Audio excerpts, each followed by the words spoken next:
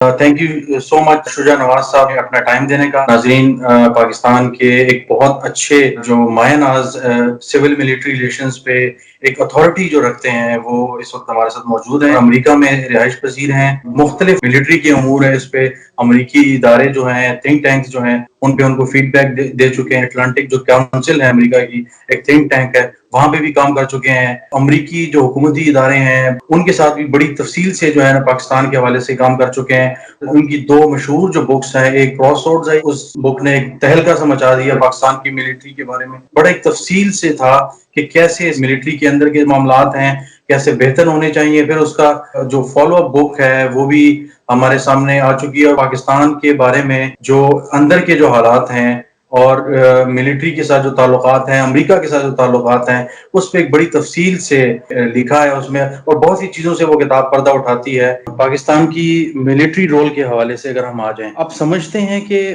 Civilian ادارے، اگر ہم پارلیمنٹ کی بات کریں، ہم سیاستدانوں کی بات کریں، جس طرح ڈینسٹک پالیٹکس ہمارے ہاں ہے، ایک تو یہ الزام لگایا جاتا ہے کہ جی جو ادارے ہیں یا اسٹیبلشمنٹ ہے وہ نہیں چاہتی کہ جو پارلیمنٹ کا ادارہ ہے یا جو سیاسی پارٹی ہیں وہ مضبوط ہوں.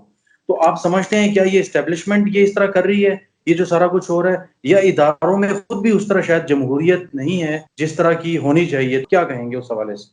جو آپ نے بات کہی بالکل صحیح ہے کہ جب ڈائناسٹک پالیٹکس ہو اور پارٹیز کے اندر جمہوریت نہ ہو تو آپ پارٹی کے باہر ملک کے اندر جمہوریت کی کیا بات کر سکتے ہیں. اس لحاظ سے پاکستان کے سیاسی جماعتوں نے ایک طرح سے پاکستان کی عوام کے ساتھ دغا کیا ہے. اور یہ ضروری نہیں ہے کہ فوج نہیں چاہتی کہ یہ ادارے مضبوط ہوں، کیونکہ میں نے تاریخی اعتبار سے دیکھا ہے اس ریلیشن شپ کو شروع سے اب تک. اور میں نے کیونکہ لوگوں سے باتیں کی ہیں جو کہ حکومت میں بھی ہیں اور فوج میں بھی ہیں اور دوسرے ممالک کے جو ایکسپرٹس ہیں جو کہ پاکستان پہ نظر رکھتے ہیں، تو سب کا یہی کہنا ہے کہ بہت ضروری ہے کہ سویلین ادارے اگر جمہوری ہوں گے اور وہ ترقی پذیر ہوں گے تو پھر ملک ترقی کرے گا. اور فوج بھی یہی چاہتی ہے، اس لیے کہ اگر ملک ترقی کرے گا تو فوج بھی زیادہ مستحکم ہوگی، اس کو بھی وہ وسائل ملیں گے جو ضروری ہیں ملک کی دفاع کے لیے. اندرونی دفاع اور دوسرے ممالک کے خلاف جو دفاع ہے اس کے لیے بہت ضروری ہے. ایک سٹڈی ہمارے دوست ڈاکٹر پرویز حسن، ورلڈ بینک کے چیف اکانومسٹ ایسٹ ایشیا کے، اور جنہوں نے ساؤتھ کوریا کا ڈیولپمنٹ پلان بنایا جس کی وجہ سے ساؤتھ کوریا اس جگہ پہ ہے جہاں پہ اب وہ ہے. تو ڈاکٹر پرویز حسن نے ایک سٹڈی کی تھی 60 کی دہائی میں پاکستان اپنی جو آمدنی ہے اس کو ہیلتھ اور ایجوکیشن میں ڈالتا اور ڈیفنس میں ذرا کمی کرتا، تو اس وقت 21ویں صدی میں پاکستان کی ڈیفنس کے پاس دگنے وسائل ہوتے جو کہ اب ہیں. مطلب یہ کہ جب اکانومی مستحکم ہو اور پھر اس کے ساتھ ساتھ آپ کا ڈیفنس بھی مستحکم ہوتا ہے اور ملک کی سالمیت بھی بہتر ہوتی ہے. اس کے علاوہ دو اور چیزیں ہیں. یہ آپ پاکستان میں رہتے ہیں، میں تو آتا جاتا رہتا ہوں، لیکن سب سمجھتے ہیں کہ ہر وقت ملک کو سینٹریفیوگل فورسز یا وہ مرکز مائل کرنے والے جو قوتیں ہیں ان کا سامنا کرنا پڑتا ہے، اور اس میں دوسرے ممالک کے اقدامات ہیں اور اپنے ملک کی اپنی کوتاہیاں ہیں پروونسز کے ساتھ جو کہ سینٹر اور پیریفری کے درمیان کشمکش رہتی ہے. اس کے برعکس سینٹریپیٹل فورسز ہیں جو کہ مرکز مائل کرنے والے ہیں قوتیں. اور بہت ضروری ہے کہ پاکستان سینٹریپیٹل فورسز کو زیادہ تکڑا کرے، زیادہ ان کو طاقت دے، قوت دے، تاکہ ملک ایک ہو. اور جب ملک ایک ہوتا ہے تو پھر فیصلے بھی یکجہتی کی طرف جاتے ہیں. اچھا سر، دوسری طرف کہ جب آپ نے کتاب کے لیے کام کرنا شروع کیا، جو پہلی کتاب آپ نے کراس روڈز لکھی اور دا بیٹل فار پاکستان جب آپ نے لکھی، تو کیا آپ سمجھتے ہیں کہ پاکستان کے جمہوری اداروں اوور دی ایئرز کچھ ان کی سوچ میں بدلاؤ آیا ہے؟ مثال کے طور پر کئی دفعہ ایک دو ورلڈ اکنامک فورمز وغیرہ پہ جو جنرل باجوہ ہیں انہوں نے اسٹیٹمنٹ دی کہ جی ماضی میں ہم سے غلطیاں ہوئی، ہمیں وہ نہیں کرنی چاہیے تھیں. اور شاید ان کا حوالہ کہ وہ انڈائریکٹلی افغان وار کی طرف تھا کہ ہمیں نہیں جانا چاہیے تھا وہاں. تو ریٹروسپیکشن جو ہے فوج میں اس چیز پہ، یہ جو کرنٹ آرمی ہے ان کی سوچ میں آپ کو کچھ تبدیلی نظر آ رہی؟ بہت ضروری ہے کہ ٹرانسپیرنسی ہونی چاہیے. انگلش میں کہتے ہیں کہ sunlight is the best disinfectant, اور یہ فوج پہ بھی عائد ہے اور یہ سویلین حکومت پہ بھی عائد ہے. جتنے آپ چیزیں کریں گے، اگر انکوائری کریں گے تو اس کے ریزلٹس پیش کریں. پاکستان میں تاریخی اعتبار سے دیکھیں تو ہم انکوائری کرتے ہیں اور پھر اس کو تالا لگا کے اور بند کمرے میں اس کو رکھ دیتے ہیں. عوام کو پتہ ہی نہیں تھوڑا ہوتا سا کہ فیصلے کیا تھوڑا ہوئے. سا میں اس میں ناظرین کی اس کے لیے کر دوں جو یہ دیکھ رہے ہیں.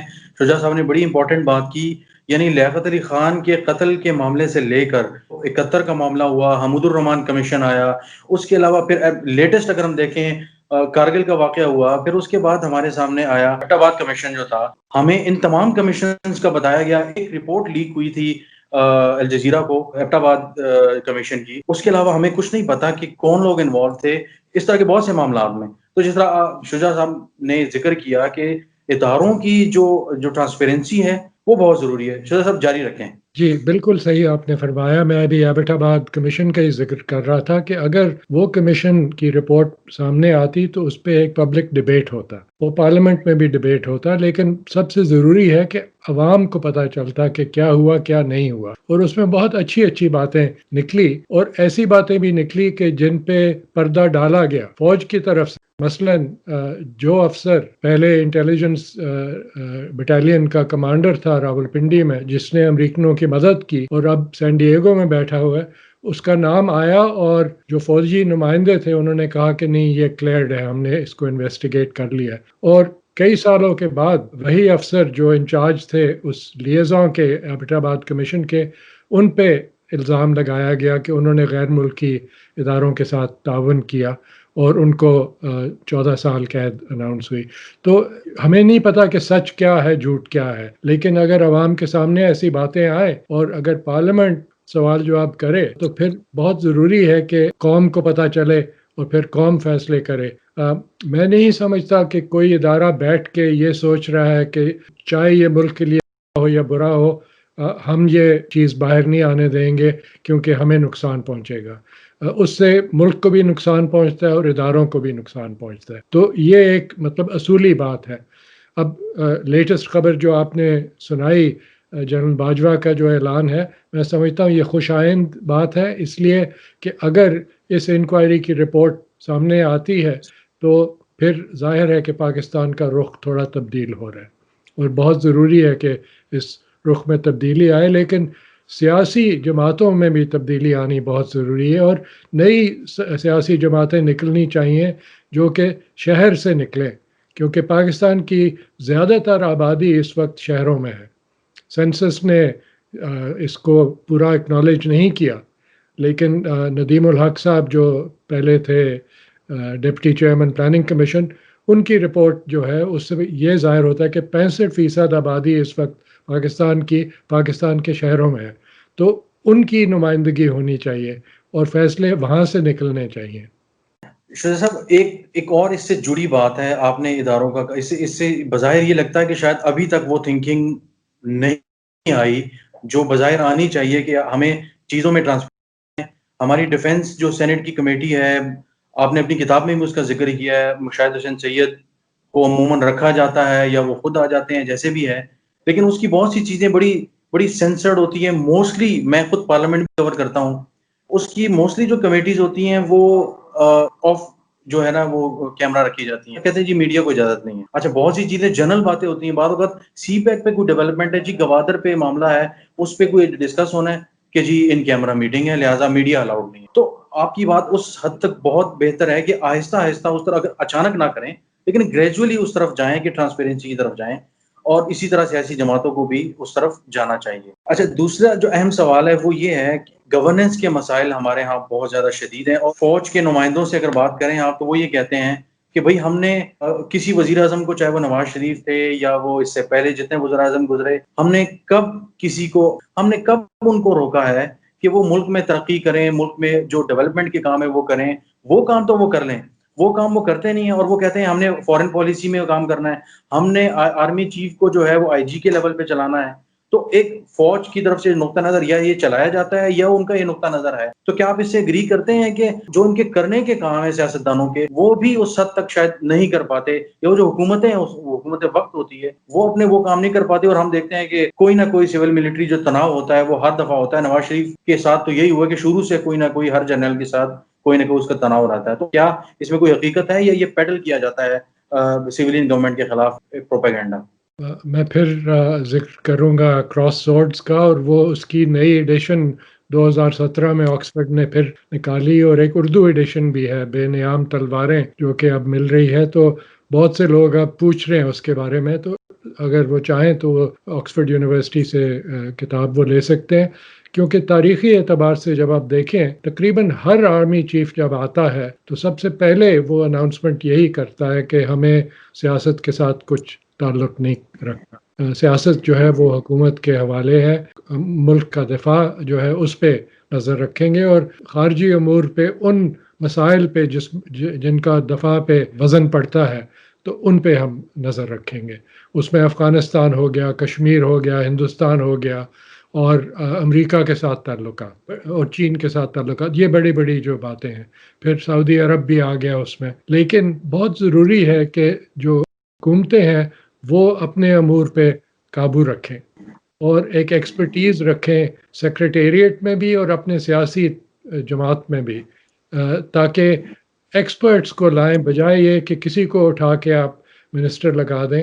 اب ایک زمانے میں جب حکومت تھی نواز شریف صاحب کی، تو میں نے انٹرویو کیا کچھ ریٹائرڈ سیکرٹری دفاع کا، اور انہوں نے کہا کہ جو ان کے دفاعی منسٹر تھے وہ کبھی منسٹری میں داخل نہیں ہوئے. خواجہ محمد آصف صاحب.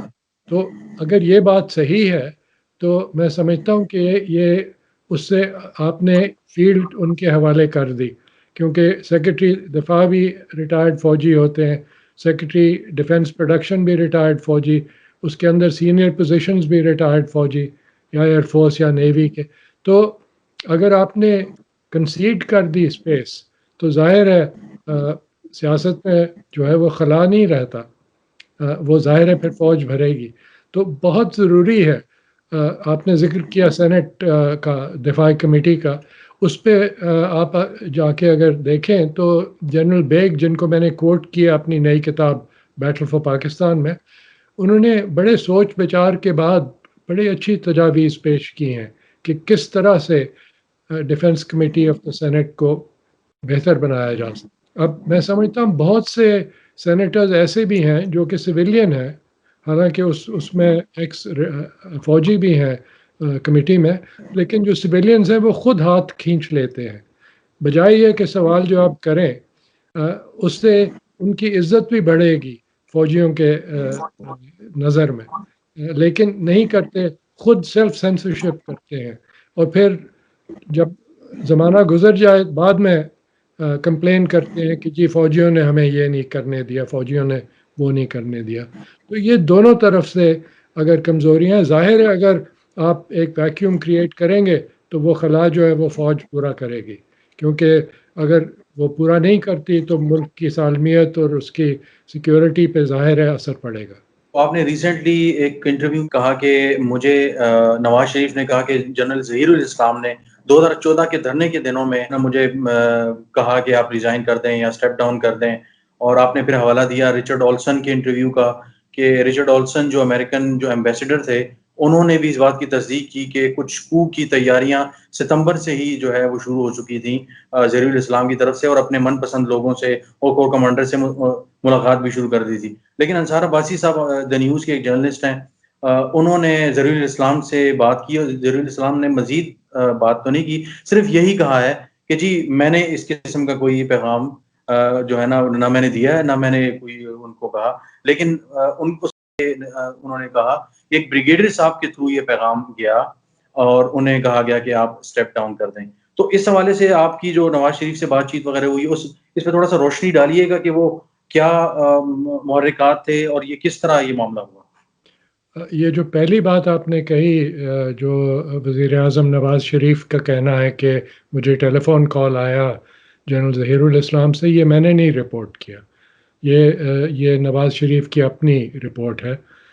میری کتاب میں نے رچرڈ اولسن کو کوٹ کیا ہے، ان کے ساتھ بہت تفصیلی انٹرویو تھا، اور وہ تقریباً 80 سے 90% جو انٹرویوز ہیں میری کتاب میں، ان کی ریکارڈنگز میرے پاس موجود ہیں اور ٹرانسکرپٹس موجود ہیں.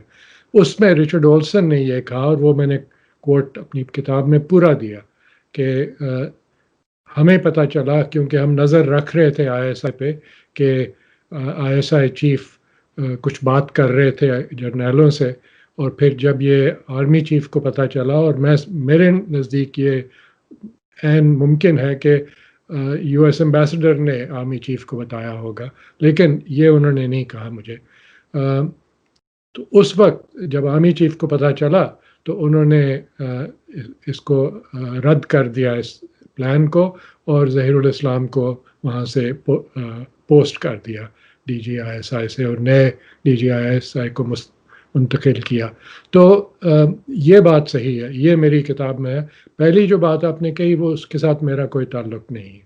اور اس سے جڑی بات امریکی اداروں کی پاکستان کے اندر پینیٹریشن، آپ نے جب اسامہ کے چیپٹر کا ذکر کیا تو اس میں آپ نے یہ ذکر بھی کیا کہ اس زمانے میں آف دا ریکارڈ مجھے سینئر آفیشلز نے یہ بتایا کہ جتنے بھی ادارے تھے پاکستان کے اندر، میرا خیال ہے اس سے ظاہر ہے اس سے مراد I S I, I P, M آئی اور ایف آئی اے سارے مراد تھے، تو اس میں کافی حد تک جو ہے وہ سی آئی اے کی پینیٹریشن ہو گئی تھی، اور ہمیں ظاہر ہے کچھ عرصے سے پہلے جو کچھ جرنیل گرفتار بھی ہوئے ہیں جو ان کے خلاف، میری اطلاعات کے مطابق 400-500 سے زیادہ لوگوں کا آفیسرز لوور رینکس تک، جو مطلب میجر اور اس لیول تک کے آفیسرز اس میں شامل تھے۔ ظاہر ہمارے سامنے تو ایک دو نام آئے تھے کہ جی جو اسپائنگ میں اور اس چیز میں ملوث تھے۔ تو اب آپ کیا سمجھتے ہیں کہ ہم 2020 میں ہیں، کیا وہ اسامہ کا دور تھا تو اس زمانے میں امریکی اداروں کو پینیٹریشن کی زیادہ ضرورت تھی، یا اب بھی شاید اسی طرح بہترین قسم کی انٹیلیجنس اور جو ہے وہ معلومات امریکہ کو مل رہی ہوں گی؟ آپ کی کیا انڈرسٹینڈنگ ہے؟ یہ جاری رہتا ہے سلسلہ، اس لیے کہ ضروری نہیں ہے کہ جنگ کے دوران ہی ایسے اقدامات لیے جائیں۔ آپ کو یاد رہے کہ پاکستان میں امریکی سفارت خانہ جو ہے وہ بہت بڑا ہے، اور بہت سے مطلب اس کا سائز بھی اور جو آبادی بھی ہے بہت بڑی ہے۔ تو ایشیا کی سب سے بڑی کہی جا رہی ہے، کچھ جگہوں پہ دنیا کی سب سے بڑی کہی جا رہی ہے جی، ایمبیسی۔ ایک زمانے میں بغداد کے بعد اب شاید نمبر 1 ہو سائز وائز۔ لیکن صرف امریکہ ہی نہیں، دوسرے ممالک بھی، جرمنی، فرانس، برطانیہ، سب کوشش کرتے ہیں، اور یہ آپس میں مل بیٹھ کے فیصلے کرتے ہیں اور شیئر کرتے ہیں انٹیلیجنس۔ کیونکہ میں واشنگٹن میں ہوں اور واشنگٹن میں کام کرتا ہوں، مجھے پتہ ہے کہ سال میں 2-3 دفعہ برطانیہ کے لوگ آتے ہیں یہاں پہ، کیونکہ وہ میرے سے بھی ملتے ہیں جب آتے ہیں۔ مجھے پتہ ہے کہ وہ کوآرڈینیشن کے لیے آ رہے ہیں امریکہ میں۔ جرمنی کے جو ادارہ ہے B&A، وہ بھی امریکہ میں ان کے ساتھ بڑے اچھے تعلقات ہیں۔ اور ان کو چھوڑیے، اگر آپ ایبٹ آباد کمیشن کی وہ ڈرافٹ رپورٹ جو لیک ہوئی تھی الجزیرہ کو، اس میں دیکھیں تو جنرل احمد شجاع پاشا جو کہ D G I S I تھے، ان کی ٹیسٹمنی ہے کہ پاکستان کے ادارے کافی پینیٹریٹ ہو چکے ہیں، اور وہ کہتے ہیں بڑے افسوس سے کہ پاکستانی بہت سستے دام بک جاتے ہیں، کئی دفعہ شراب کی بوتل پہ بک جاتے ہیں۔ یہ صرف پاکستان ہی نہیں، بھارت میں بھی یہی ہوتا رہا ہے، اور بہت سے رپورٹس نکلی ہیں پبلکلی۔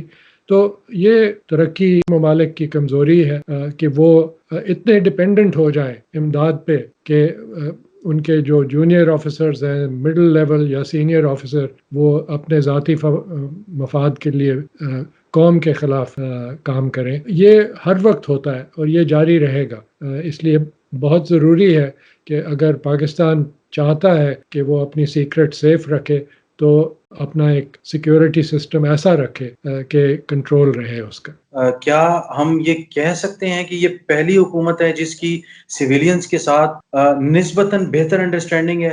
کچھ جگہوں پہ یہ کہا جا رہا ہے، ایک نئی ٹرم ہائبرڈ رجیم کا ایک لفظ استعمال ہو رہا ہے بہت زیادہ، کہ ہم نے کورونا کے زمانے میں یہ دیکھا کہ جب یہ کورونا جو ہی سٹارٹ ہوا تو باقاعدہ طور پہ ملٹری نے چیزوں کو کنٹرول میں لیا کہ کیسے یہ سارے ٹیسٹ ہوں گے اور وہ سارے دوسرے معاملات کہ کورونا کو کنٹرول، اور اس کے بعد دوسرا بلکہ آئی ایس آئی نے اپنا جو سافٹ ویئر تھا ایک قسم کا جو ٹریک اینڈ ٹریس سسٹم تھا، تو یہ سارے معاملات تھے۔ تو کیا آپ سمجھتے ہیں کہ یہ جو ہائبرڈ رجیم ایک جو نئی کہی جا رہی ہے، کچھ جگہوں سے اداروں کی طرف سے اس کو سو کالڈ بڑی انڈورس کروانے کی بھی کوشش ہو رہی ہے، تو کیا آپ سمجھتے ہیں کہ یہ کچھ یہ چل پائے گا، یا یہ فارمولہ پاکستان جیسے ملک میں جہاں بہت زیادہ ایک افراتفری اور ٹسل رہتی ہے، یہ کچھ چل پائے گا؟ کچھ یہ ایکسپیرینس کیسا ہے؟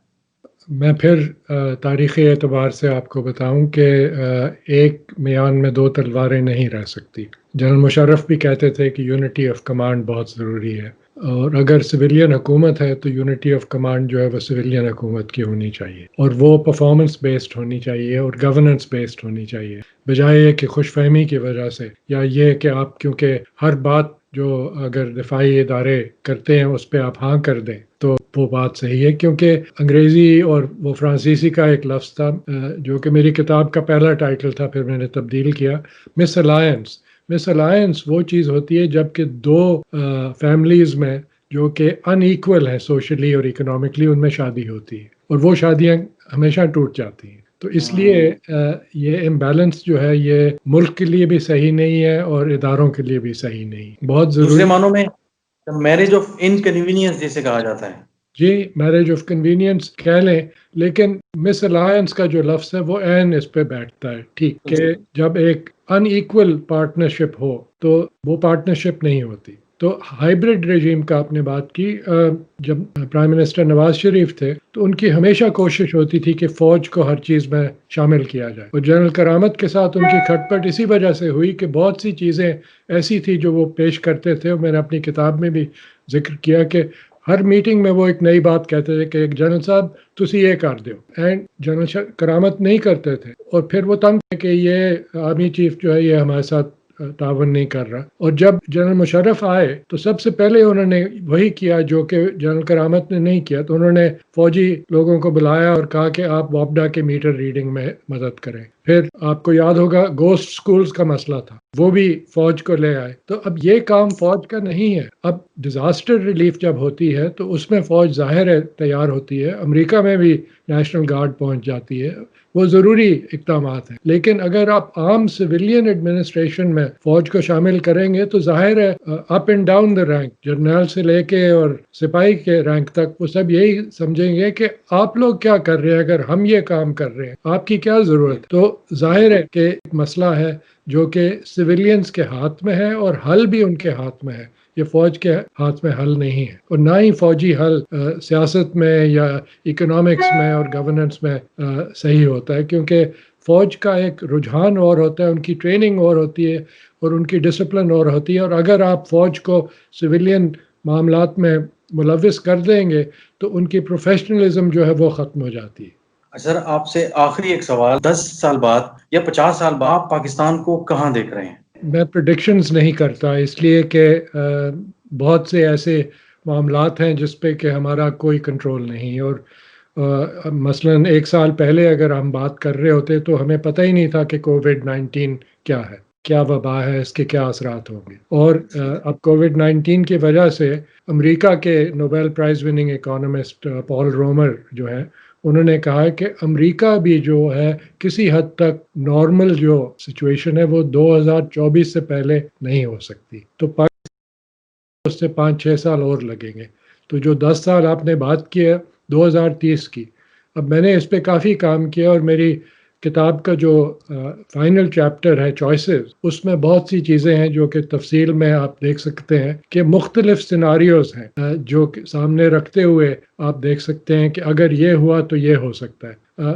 پاکستان، میں ایک آپٹمسٹ ہوں، میں سمجھتا ہوں کہ پاکستان میں ابھی بھی وہ قوت ہے، وہ صلاحیت ہے، ایسے لوگ ہیں، اور دیانتداری سے کئی لوگ جو کام کر رہے ہیں فوج میں، سول میں، اداروں میں، جو کہ اگر اسی رخ پہ رہیں تو پاکستان جو ہے وہ مستحکم ہو سکتا ہے. اور جو پہلی بات کی تھی سینٹریپیگل فورسز اور سینٹریپیٹل فورسز کی جنگ، تو وہ سینٹریپیٹل فورسز جیت سکتے ہیں. تو بہت سی چیزیں ہیں، اس میں سب سے ضروری بات جو ہے وہ یہ ہے کہ پاکستان کی آبادی جوان ہے، اس کا فائدہ اٹھانا چاہیے اور اس میں انویسٹ کرنا چاہیے. دگنی تگنی 5 گنا اگر انویسٹمنٹ کریں آپ پاکستان کی جوان آبادی میں، تو پھر آپ کا مستقبل جو ہے وہ بہت بہتر ہو سکتا. اگر وہ انویسٹمنٹ پرانے لیولز پہ رہی تو پھر پاکستان کا لیول جو ہے وہ اور بھی کم ہو جائے گا افریقہ کے ممالک کے مقابلے میں، یا ساؤتھ امریکہ کے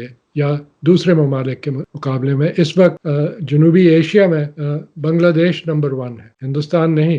کیونکہ ہندوستان کی مشکلات بھی جو ہے کووڈ کی وجہ سے وہ کافی دیر تک رہیں گی۔ پچھلے سال پاکستان کا جو گروتھ ریٹ تھا، G D P growth rate, وہ 0.4% تھا۔ اس سال ایشین ڈیولپمنٹ بینک کے مطابق شاید 2% ہو۔ پاکستان کو نارمل رکھنے کے لیے 7% کی ضرورت ہے، اور 10% اگر ہو جائے تو پھر پاکستان بہت ترقی کرے گا۔ تو یہ بہت ضروری ہے کہ اس لانگ ٹرم پلان پہ دور رس پالیسیز اختیار کی جائیں، اور پھر ظاہر ہے کہ عسکری ادارے جو ہیں وہ بھی سپورٹ کریں گے سیکیورٹی کے لیے، انٹیلیجنس کی طرف سے، سب کی طرف سے، لیکن بہت ضروری ہے کہ فیصلے اسلام آباد میں ہوں، راولپنڈی میں نہ ہوں۔ بہت بہت شکریہ۔